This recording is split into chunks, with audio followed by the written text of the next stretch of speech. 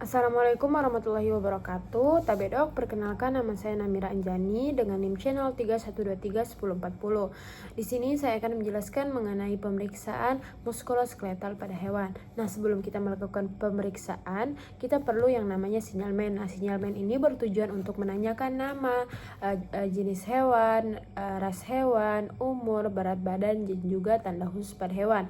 Nah, setelah kita melakukan yang namanya sinyalmen, kita perlu yang namanya anamnesis. Nah, anamnesis ini bertujuan untuk menanyakan perihal bagaimana perawatan ataupun sistem pemeliharaan yang diberikan. Kemudian kita menanyakan yang namanya riwayat penyakit yang diderita hewan.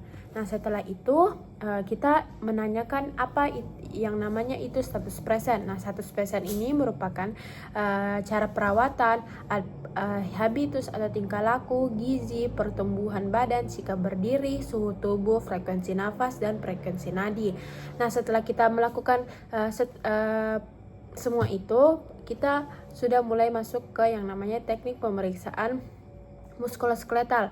Nah, kita juga perlu yang namanya pengamatan. Nah, pengamatan itu meliputi apakah di muskuloskeletalnya itu terdapat proton kaki depannya itu tegak, simetris, proton kaki belakangnya simetris juga, dan juga apakah ada spasmus otot ataupun tremor yang diderita hewan. Nah, perlunya juga kita mengamati cara bergerak berupa berjalan ataupun berlari, apakah koordinatif atau tidak koordinatif.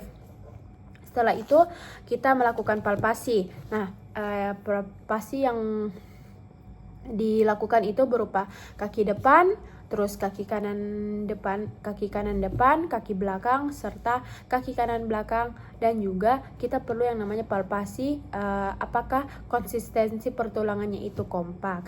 Nah, setelah itu kita melakukan pengecekan, yaitu apakah terdapat reaksi sakit saat dipalpasi, terus di mana letak jika terdapat sakit, di mana letak reaksi sakit yang ditunjukkan, kemudian apakah kaki depan itu panjangnya sama ataupun tidak.